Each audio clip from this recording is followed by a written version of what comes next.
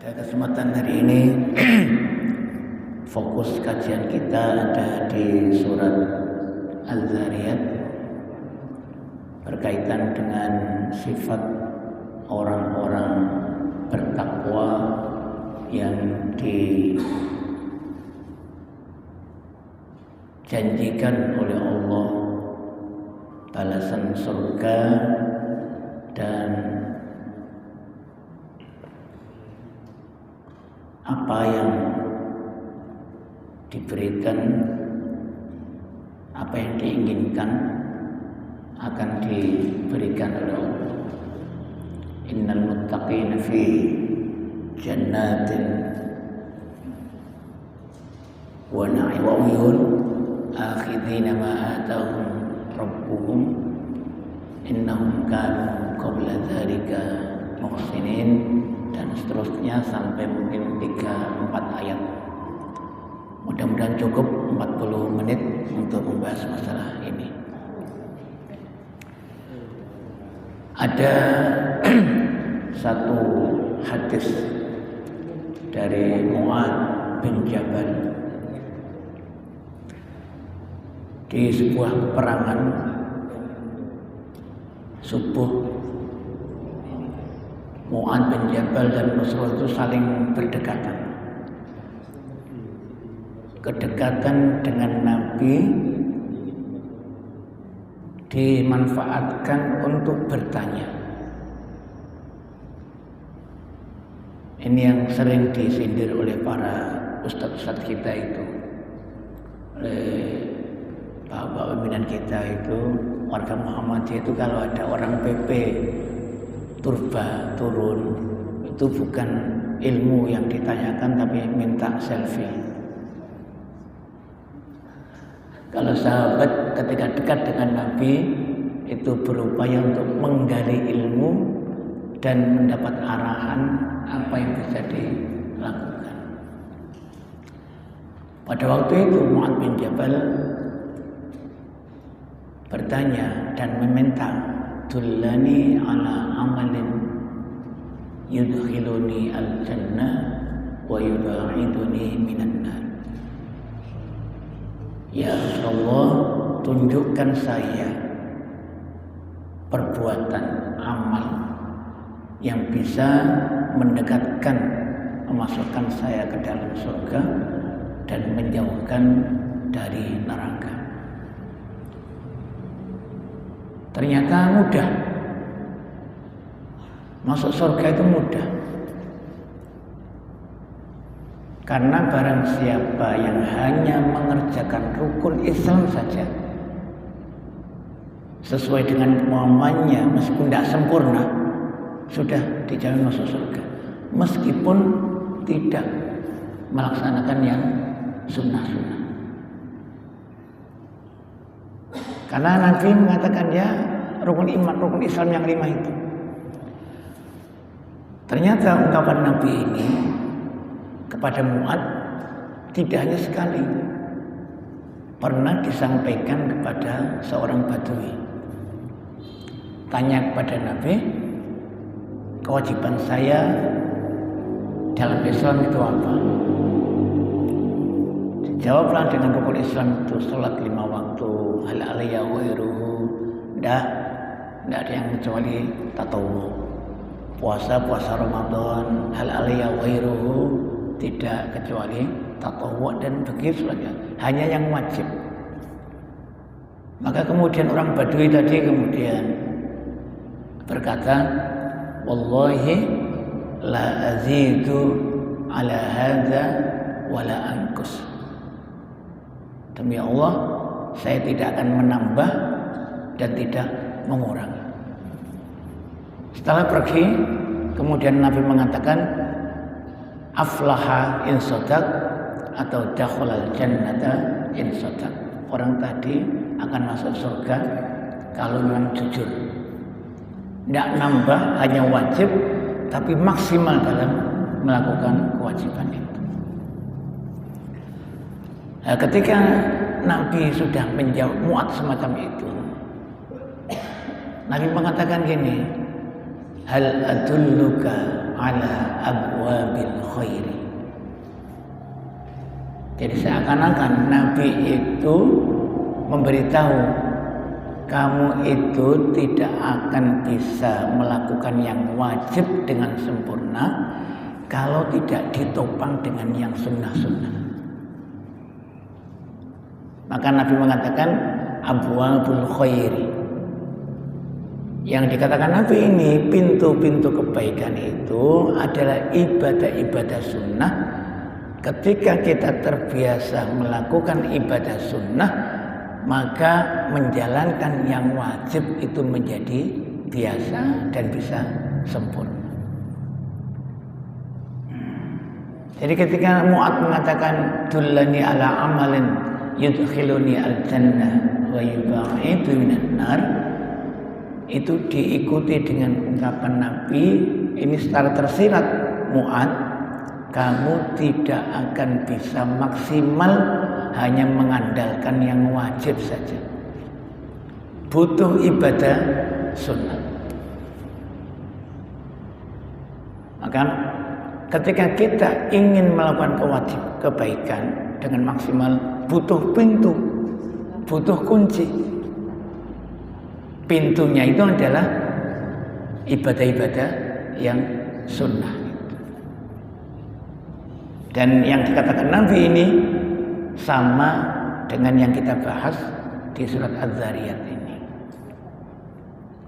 Kanu qalilan minal laili ma yahja'un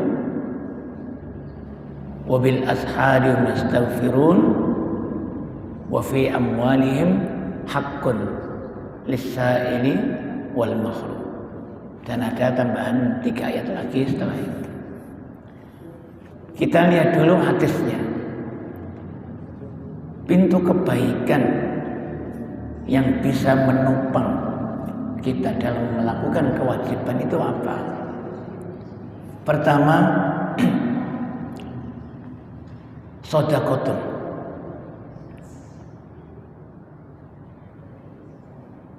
Tudfi'ul khataya kama tudfi'u al-ma'u an-nar.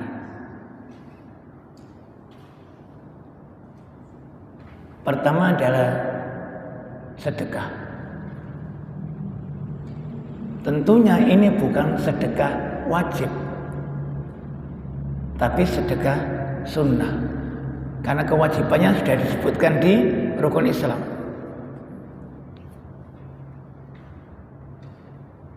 Yang kedua, as-shaum.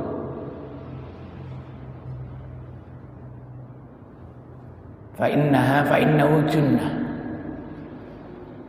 As-siyamu junnah. Tentunya ini bukan puasa wajib, puasa sunnah, karena yang wajib sudah di rukun Islam yang disebutkan Nabi, shaum Ramadan. Yang kemudian menguatkan dua-duanya ini sunnah adalah potongan hadis yang Sholatul rajuli fi jawfil lail. Sholatnya seseorang di dalamnya malam. Kemudian Nabi mengatakan tatajafa junubuhum anil madaji'i yad'una rabbahum khaufan wa tama'an. Itu adalah sholat sunat yang kita sebut dengan tahajud. Nanti kita lihat persamaannya apa. Kenapa hanya 3 ibadah ini yang menjadi pintu kebaikan kita yang menopang keibadah yang wajib. Ketiganya itu dikumpulkan pada satu kondisi di mana itu ibadah sunnah yang membutuhkan keikhlasan tingkat tinggi. Sedekah itu dikatakan Nabi sebaiknya meskipun ada intubdus sadaqati tukhfuha, kemudian sirron wa alaniyatan, tapi sedekah yang terbaik itu adalah shimaluhu, tangan kirinya, la ta'lamu ma tunfiku yaminuhu. Sedekah yang baik adalah diibaratkan tangan kiri orang itu tidak mengetahui apa yang sudah dikeluarkan oleh tangan kanan. Puasa juga demikian. As-saumu li wa ana ajzi bi. Puasa itu tingkat keikhlasannya hanya Allah yang tahu. Bisa jadi kita masuk rumah minum, nggak ada yang tahu, tapi Allah yang tahu. Banyak yang berupaya untuk bersembunyi di warung-warung, setengah tenda, setengah badan, untuk bersembunyi manusia, tapi Allah yang tahu. Salat malam itu juga demikian, diupayakan wana suniyam. Itu ibaratnya jangan sampai ibadah-ibadah yang diidentikan dengan keikhlasan dan hanya kita dan Allah yang tahu itu kemudian diberitahukan kepada orang lain. Jangan minta pengakuan dari manusia kalau ibadah itu keistimewaannya hanya butuh diketahui oleh Allah Subhanahu wa Ta'ala. Artinya semua ibadah yang dikatakan Nabi tadi seharusnya ibadah-ibadah itu tidak memerlukan untuk diakui oleh orang. Maka jangan pernah menceritakan ibadah yang tidak diketahui oleh orang kepada orang agar mendapat apresiasi. Jadi ibadah-ibadah yang orang lain tidak tahu, tidak usah diceritakan pada orang lain. Nah, ini yang kemudian menjadi tantangan besar bagi orang-orang umroh ketika selfie di depan Ka'bah. Kita tidak tahu mereka tawaf bagaimana, tapi kemudian kita tahu dari foto upload di atas di depan Ka'bah, kemudian berdoa angkat tangan. Itu kan harusnya hanya Allah dapat pengakuan dari Allah Subhanahu wa Ta'ala. Kalau ibadah-ibadah yang sangat tersembunyi itu kemudian kita florkan ke masyarakat, apalagi di media sosial, maka nilai penunjang yang wajib mungkin tidak bisa. Mungkin tidak mampu menunjang kewajiban. Karena apa? Karena ketika kita ibadah masih butuh pengakuan dari orang lain. Jadi kata kunci dari ketika ibadah itu adalah al-ikhlas lillahi ta'ala. Dan ikhlas itu seperti yang dikatakan oleh para ulama, kalmasi al-ramli la tusma'u khutuwatuhu walakin yura atharu. Orang yang ikhlas itu diibaratkan oleh para ulama seperti orang yang berjalan di atas pasir. Kalmasi al-ramli, langkahnya tidak terdengar, la tusma'u khutuwatuhu walakin yura atharu, bekasnya ada. Tidak butuh narasi, tapi pengaruhnya banyak dimanfaatkan oleh orang. Yang dikatakan di surat Az-Zariyat bagaimana? Innal muttaqina fi jannatin wa uyun. Orang-orang yang bertakwa itu di surga nanti, di akhirat nanti dijanjikan oleh Allah dimasukkan ke dalam surga di mana banyak sungai, aliran-aliran sungai, mata air di bawahnya itu. Kalau kita lihat sekarang ini, banyak orang yang berupaya untuk memvisualisasikan surga dalam kehidupan rumahnya. Ada ungkapan baiti jannati. Maka dibuatlah seperti taman yang dari luar tidak kelihatan. Pagernya ada tanaman bambu. Itu kan apa itu? Gambaran surgawi. Kenapa dikatakan jannah? Karena mampu menyembunyikan penghuninya dari pandangan manusia. Kenapa dikatakan janin? Karena tersembunyi di dalam tubuh ibu. Kenapa dikatakan jin? Karena tidak terlihat dari pandangan manusia. Jannah itu adalah taman yang mampu menyembunyikan penghuninya dari pandangan orang luar karena saking bahasa jauh ketelnya tumbuhan yang ada di sekitar rumahnya itu. Dan kita banyak melihat orang-orang kaya bangun rumah besar kemudian tidak kelihatan dari luar. Buat air mancur palsu, buat air terjun palsu, itu kan gambaran fi jannatin wa uyun. Ada kolamnya, ada memericiknya itu. Tapi kan butuh biaya. Jadi mewujudkan, menggambarkan surgawi, ada kehidupan rumahnya, itu butuh proses panjang, butuh biaya banyak, dan butuh ahli yang bisa menciptakan suasana itu. Nah, ketika kita mau masuk surga, otomatis butuh biaya, butuh tenaga, dan butuh proses yang panjang. Saya sering saya sampaikan, mungkin Pak Adi sudah sering mendengarkan. Saya sampaikan ke teman-teman, ke ibu-ibu. Saya kebetulan mengadakan kajian padang bulan yang mungkin yang hadir 500 sampai 700 di halaman pondok itu. Saya gini kan, ibu-ibu, bapak-bapak, ketika kita datang ke majelis ilmu, ngikut pengajian, menghadiri kajian, itu sebenarnya kita sedang membangun jalan kita sendiri menuju ke surga. Maka jangan takaran ukurannya itu jangan dirusak dengan kegiatan-kegiatan yang bisa melanggar syariat. Kita ini kan serba susah.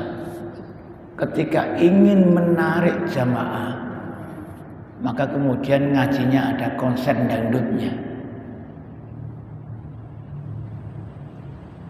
ada ngundang artisnya. Bagaimana majelis ilmu bisa mengantarkan kita ke surga sementara jalan yang ditempuh banyak pelanggaran-pelanggaran syariat? Man salaka tariqan yaltamisu fihi ilman sahalallahu lahu bihi tariqan ilal jannah. Surga itu dibangun dengan hal-hal yang tidak menyenangkan. Tapi kalau neraka dibangun dengan hal-hal yang menyenangkan. Maka di Muhammadiyah tidak ada kajian kiai bisa guyon, itu tidak ada. Serius. Karena sedang membangun surga. Iya. Sedang membangun surga. Surga tidak bisa dibangun dengan guyonan, harus dengan serius. Karena ini ibadah, dan ibadah tidak bisa dicampur adukkan dengan hal-hal yang tidak bersifat ibadah. Maka kalau kita mau mengadakan pengajian, ya pengajian saja. Kalau mau mengundang organ tunggal, ya organ tunggal saja. Tidak bisa dikumpulkan antara nada dan dakwah, itu tidak bisa. Iya. Tapi kalau jamaah Jatirogo ini kan benar-benar niat. Ketika pertemuan pertama kali saya ke sini dan benar-benar warga Muhammadiyah Jatirogo niat ngaji. Karena tidak mungkin jam 4 mau datang ke masjid itu. Harusnya kan setelah maghrib sambil sholat, nunggu isya itu kan. Ini benar-benar niat. benar-benar membangun jalan menuju ke surga. Nah, maka ketika kita ingin membangun surga di akhirat, maka butuh tenaga ekstra. Dan ini Nabi Rasulullah mengatakan, Allah berfirman ini, tiga-tiganya ibadah yang disebutkan di sini semuanya bernuansa indikasinya itu ibadah sunnah. Karena orang takwa itu sudah berarti yang wajib sudah beres.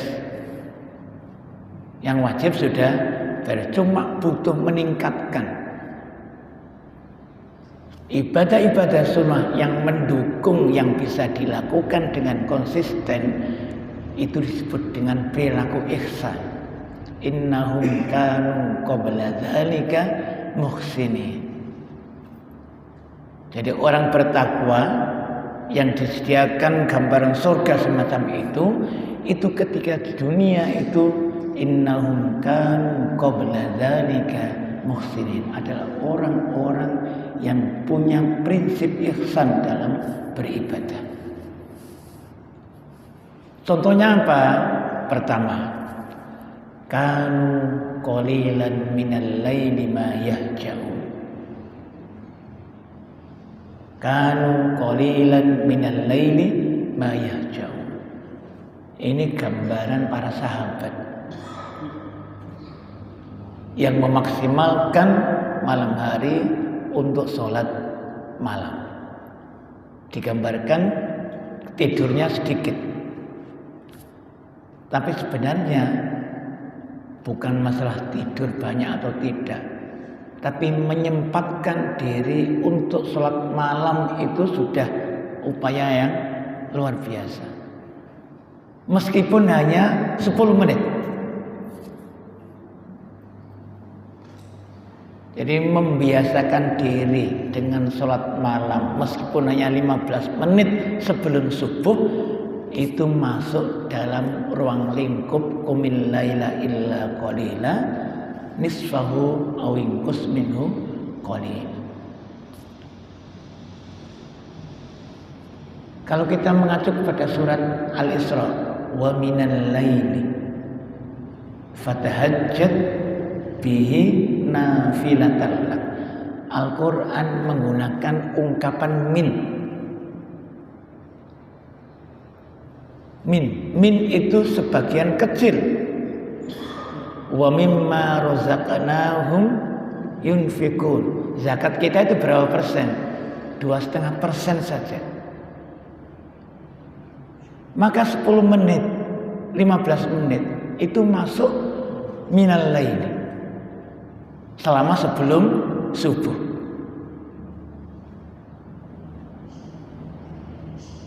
Jadi kalau kita mampu sepertiga, alhamdulillah. Kalau mampu 1 jam, alhamdulillah. Kalau yang mampu hanya 20-15 menit, alhamdulillah. Karena Al-Quran mengungkapkan wa minal laili, dan dari sebagian malam meskipun hanya sedikit, fatahajjat. Kalau kita mengacu kepada surat Al-Muzammil, maka Al-Muzammil itu surat yang ketiga turun setelah Al-Alaq, kemudian Al-Qalam, baru Al-Muzammil. Sebelum ada kewajiban sholat melalui Isra Mi'raj pada tahun ke-11 atau 12 kenabian, sholat pertama yang diwajibkan pada Nabi itu sholat malam. Belum ada sholat fardhu 5 waktu, tapi Allah sudah memberitakan di surat yang ketiga diturunkan. Surat pertama Al-Alaq 5 ayat, setelah itu Al-Qalam, setelah itu Al-Muzammil. Qumil laila illa qalila, illa qalila, nisfahu, separuhnya, awingkus minhu, atau kurangi, auzid alaihi, atau tambahi. Tapi kalau sahabat kan kanu qalilan minal laili ma yahja'un. Prinsipnya prinsip Salman Al-Farisi. Jadi suatu saat kan Salman pernah dipersaudarakan dengan Abu Darda. Abu Darda itu kan zuhudnya luar biasa. Puasa siangnya, malamnya sholat. Sampai istrinya tidak sempat dandan, tidak diramu. Karena ibadah kepada Allah. Salman dibangunkan tengah malam. Ibaratnya monggo kita ya, kita gambarkan dengan kita. Jam piro iki? Jam 12. Saya jam 12. Dibangunkan lagi jam piro? Jam 1. Kayak jam 1. Sampai kira-kira mendekati subuh baru sholat. Kemudian dikatakan oleh Salman, inna li zaujika, karena pernah mendengar Nabi, inna li zaujika alaika haqqan wa li ainika ala haqqan wa li nafsika ala haqqan fa'ti kulladzi haqqin haqqahu. Mata kita punya hak untuk tidur, badan kita punya hak untuk makan, istri kita punya hak dinafkahi. Maka berikan haknya itu sesuai dengan kadar yang ditentukan. Kalau riwayat para Nabi kan banyak itu. Ada 3 orang yang datang kemudian mengatakan, saya bangun malam tidak pernah tidur, saya puasa tidak pernah tidak puasa, saya tidak makan daging, saya ibadah dan begitu selanjutnya. Tapi kemudian Nabi mengatakan gini, ana atqakum, saya itu orang yang paling bertakwa di antara kalian. Atazawwajun nisa, saya nikah juga. Asum wa uftir, saya puasa juga tidak puasa. Aqum wa anam, saya bangun, sholat dan tidur juga. Faman raghiba an sunnati falaysa minni. Ini sunnah saya, harus menjaga keseimbangan sesuai dengan kemampuan. Yang tidak suka dengan cara saya ini, maka tidak termasuk umatku. Jadi bukan hanya an-nikahu sunnati. An-nikahu sunnati adalah kesimpulan ulama dari hadis ini. Tapi sunnah Nabi adalah menyeimbangkan antara kewajiban dan hak. Atazawwajun nisa, saya nikah, ibadah ya nikah. Ya bangun malam ya tidur. Maka pemahaman kanu qalilan minal laili ma yahjaun itu kita bisa lakukan sesuai dengan kemampuan kita. Tidak mesti harus 11 rakaat. Bisa hanya 2 rakaat. 1 rakaat saja kalau bangun kerinan sebelum subuh dan sholat 1 rakaat berarti sudah termasuk sholat malam. Karena sholat witir itu masuk dalam kategori sholat malam. Ini pertama. Dan ini menjadi tradisi para ulama, para nabi, para sahabat membiasakan, memastikan meskipun tetap wajib, tetap sunnah, tidak wajib. Ya kadang-kadang ditinggalkan kan tidak apa-apa. Tapi Nabi tidak pernah meninggalkan karena nafilatul lak bagi Nabi itu tambahan kewajiban. Kalau nafilatul lak bagi kita itu tambahan kebaikan. Sama dengan abwabul khair yang dikatakan Nabi SAW tadi. Yang pertama, dari faktor pertama kita bisa mendapatkan surga, kemudian bisa mendukung kualitas ibadah kewajiban wajib kita itu adalah pertama adalah sholat malam. Yang kedua, wabil asharihum yastaghfirun. Wabil asharihum yastaghfirun. Ini namanya Nabi itu memilihkan kalau zikir itu kita disuruh memperbanyak. Tapi kalau doa itu disuruh efektif, efisien. Cari waktu dan tempat yang paling mustajab. Zikir kita obral. Tapi jangan banyak-banyak ngobrol doa. Allah dan Rasulullah memilihkan waktu-waktu yang tepat. Sepertiga malam, ketika sholat, ketika sujud, antara dua khutbah, Jumat sore. Artinya ketika kita dipilih waktu kan berarti kita harus maksimal, efektif, efisien. Kalau zikir diperbanyak. Termasuk istighfar ini, meskipun Nabi setiap majelis beristighfar, tapi ada waktu-waktu di mana kita dituntut untuk memperbanyak istighfar. Wabil asharihum yastaghfirun. Setengah jam kira-kira sebelum subuh. Ya, setengah jam sebelum subuh. Itu waktu sahur. Filosofinya apa?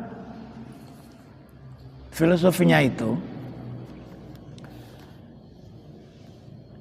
ada dua kebiasaan yang kita lakukan beristighfar setiap melakukan pekerjaan.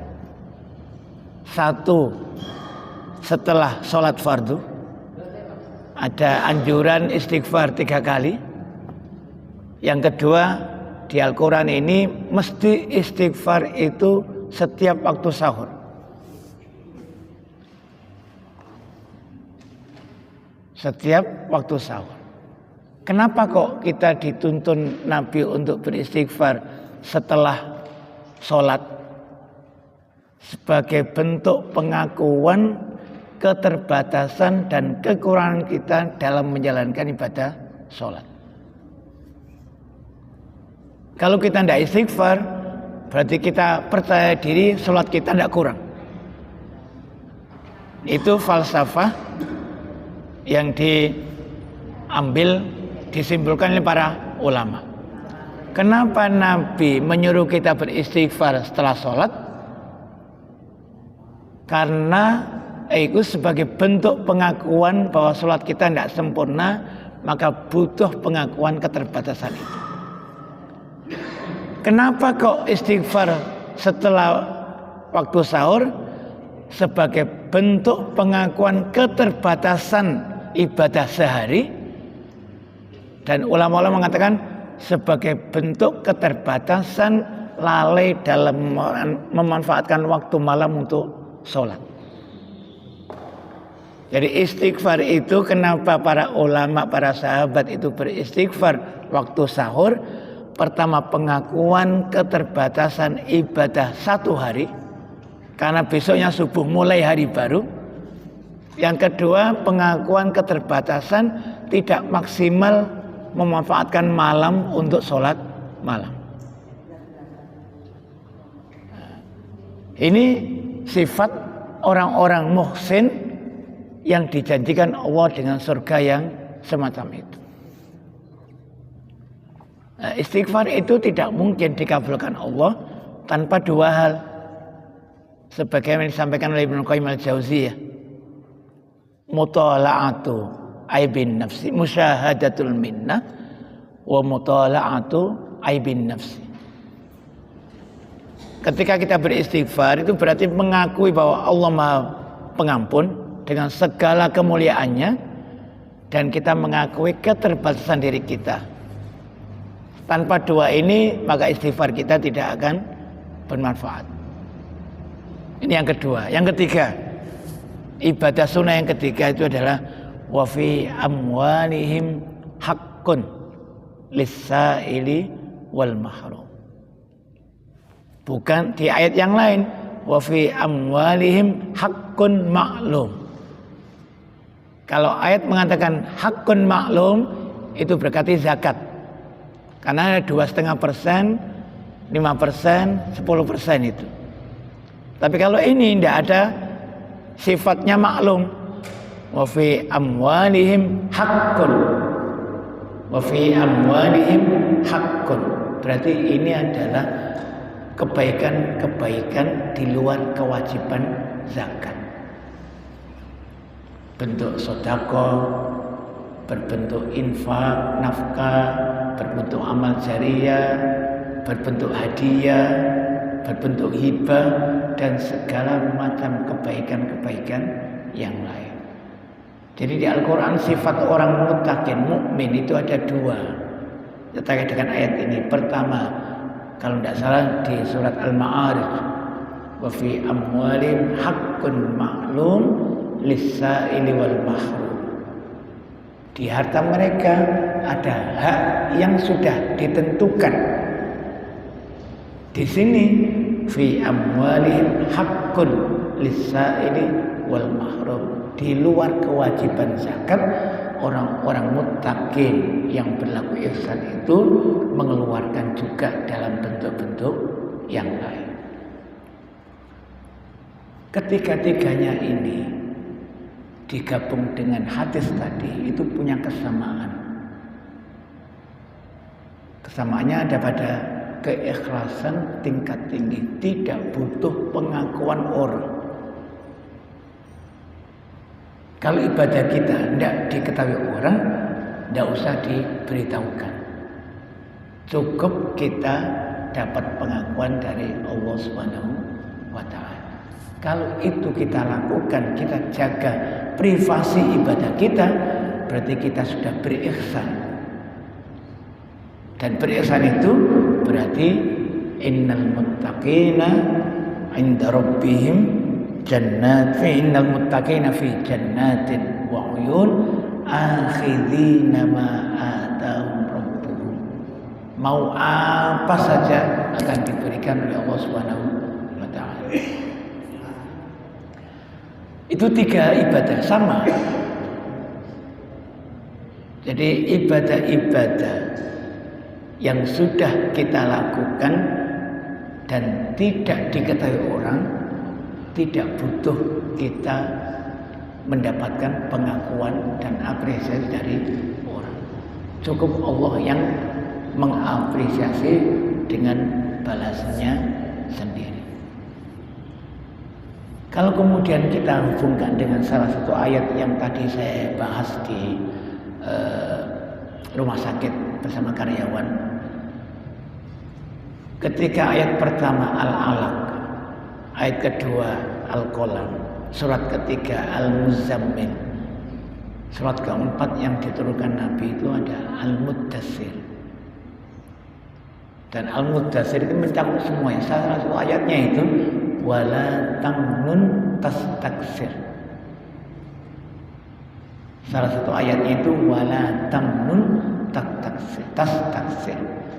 Satu makna semangat yang bisa kita ambil, kalau kita sudah melakukan kewajiban, sudah melakukan kebaikan, kebajikan, jangan pernah mengharap balasan dari orang lain.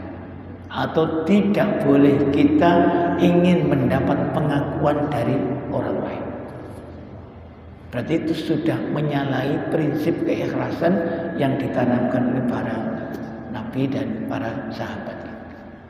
Wala tamnun tastaksir.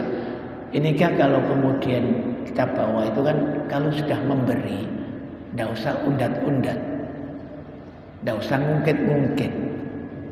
Jangan mengharapkan balasan. Tradisi ini, semangat ayat ini itu kayaknya perlu kita bawa dalam kehidupan sosial kita. Nek buah, memberikan kado, memberikan anjing misalkan, berarti sudah kita niat bantu.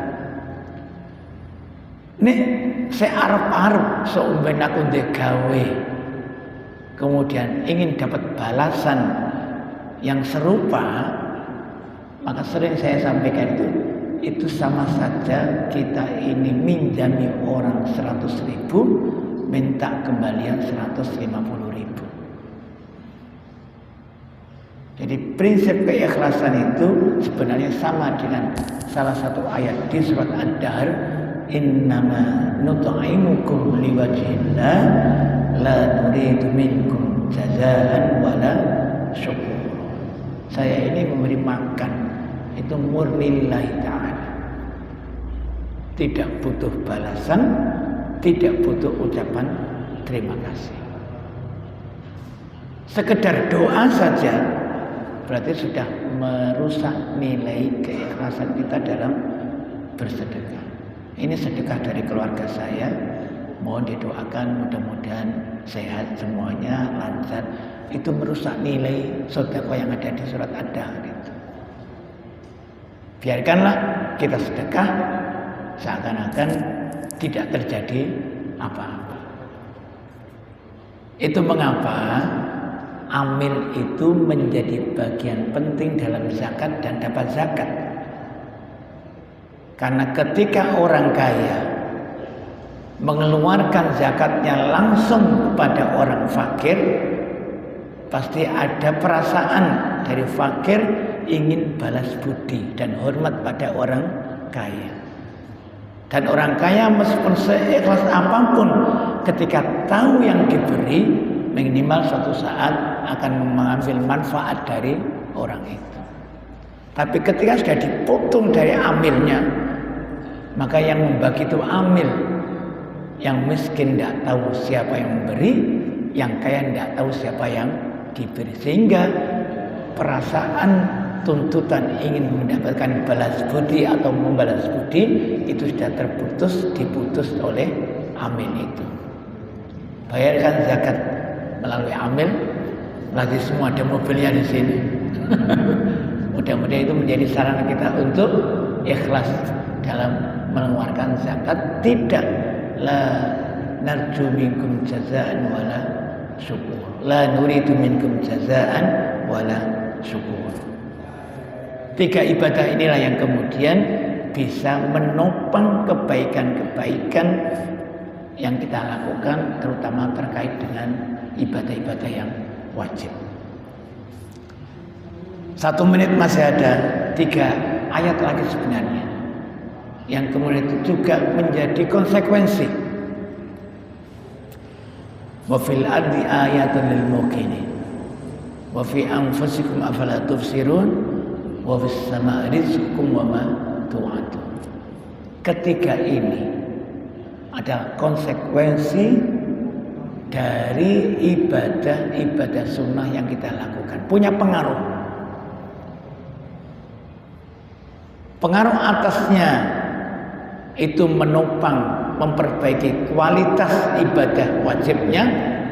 Pengaruh sosialnya itu di 3 ayat itu. Wa fil ardi ayatun lil muqinin, penguatan keimanan. Wa fi anfusikum afala tubsirun, berarti penguatan karakter pribadi kita.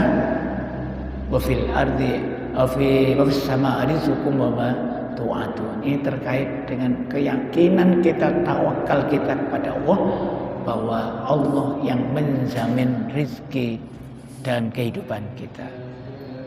Mudah-mudahan nanti bisa kita bahas pada pertemuan yang akan datang kelanjutan ayat-ayat ini. Terima kasih. Kurang lebihnya mohon maaf. Wassalamualaikum warahmatullahi wabarakatuh. Sesuai dengan instruksi 15 menit sebelum jam 5 selesai.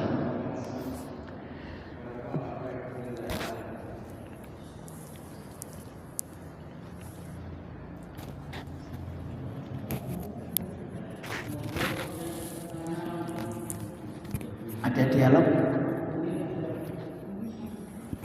Mudah-mudahan tidak ada.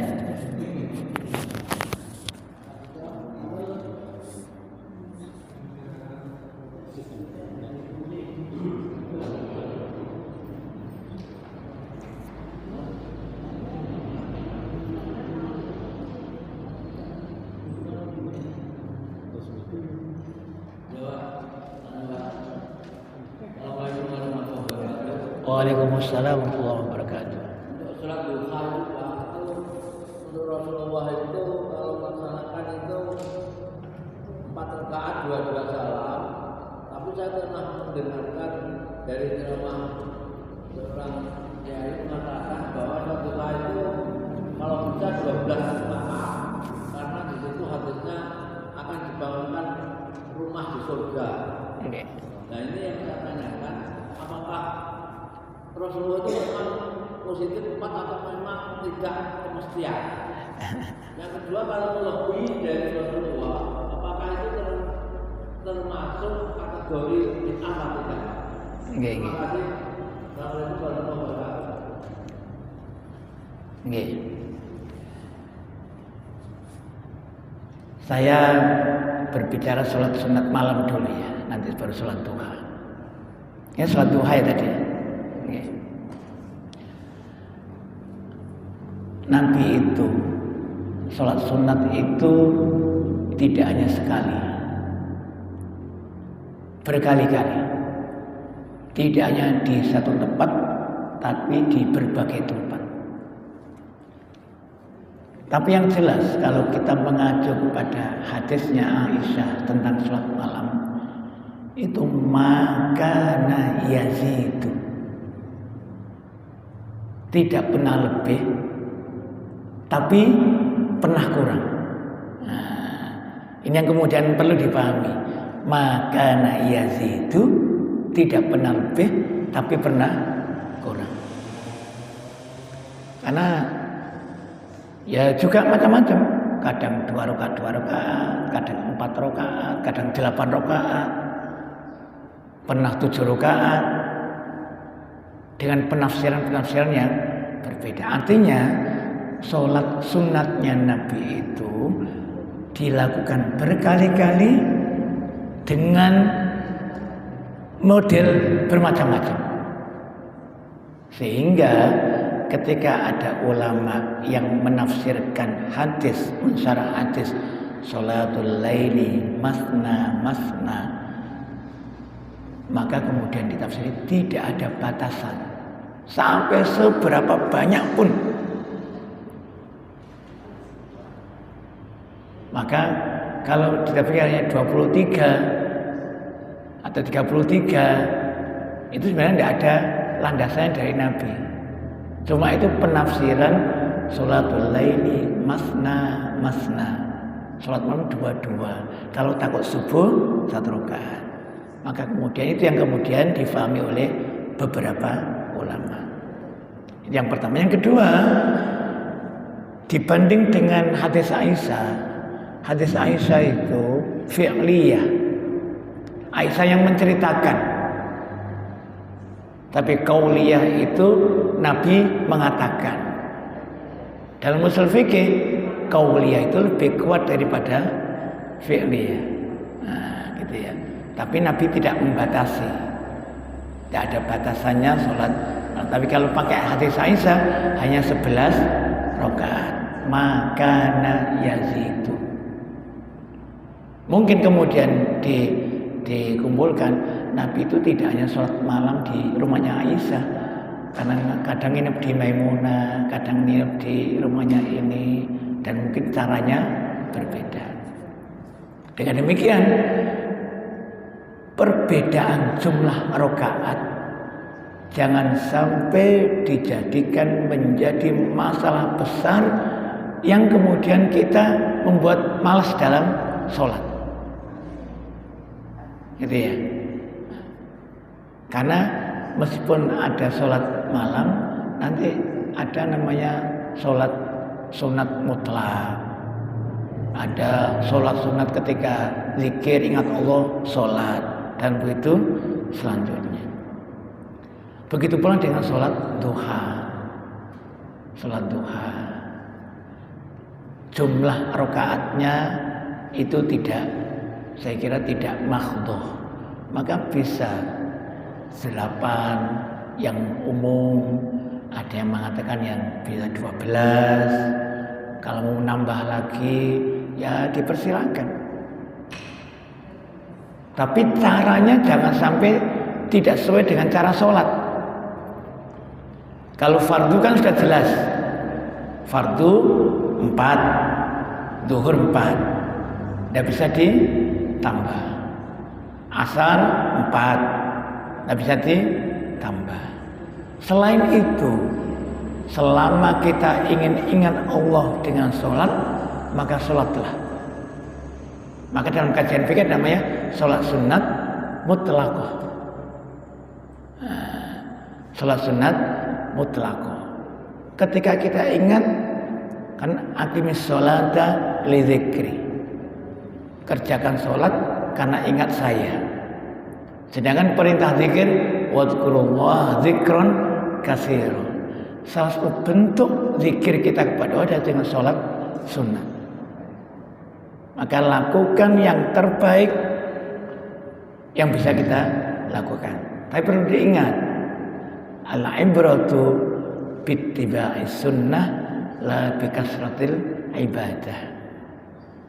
Dalam hal ibadah yang penting itu kesesuaiannya dengan sunnah, berkualitas meskipun sedikit. Pilih mana? Sholat 11 di Masjid Muhammadiyah yang setengah jam, atau 23 rakaat tapi 8 menit.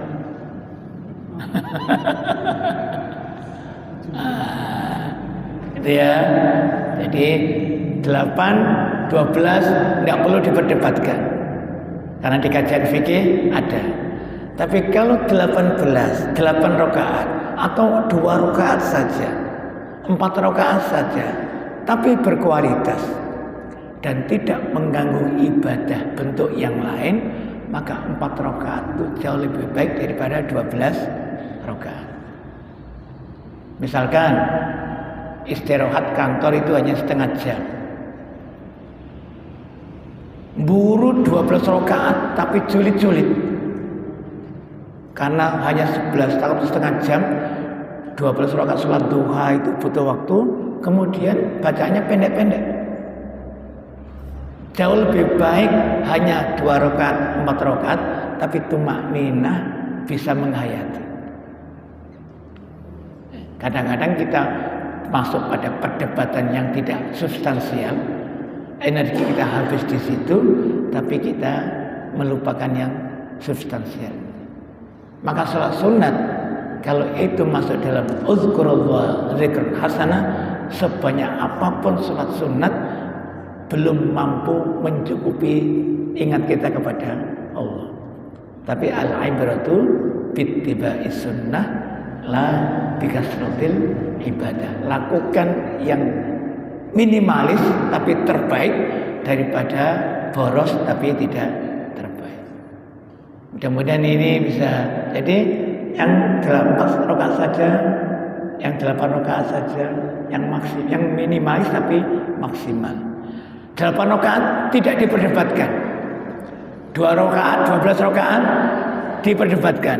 Pilih yang mana? 11 rakaat tidak diperdebatkan. 23 rakaat diperselisihkan. Pilih yang mana? Membasuh kepala seluruhnya tidak ada selisih, tidak diperselisihkan, semuanya mengatakan sah. Hanya sedikit saja diperdebatkan. Pilih yang mana? Pilihlah yang tidak diperdebatkan. Pilih yang disepakati oleh semua ulama. Berarti yang sedikit. Nah, gitu ya. Kemudian bisa memberikan gambaran. Terima kasih. Sudah jam 5. Jangan sampai ibadah ngaji kita bisa menghapus apa itu menyebabkan kita meninggalkan ibadah dalam bentuk yang lain, kerja dan kumpul dengan keluarga. Jangan dikira kumpul dengan keluarga itu tidak ibadah. Kumpul dengan keluarga itu ibadah. Ngaji juga ibadah. Jangan sampai ngaji kita yang ibadah ini menghilangkan kualitas ibadah dengan keluarga. Assalamualaikum warahmatullahi wabarakatuh.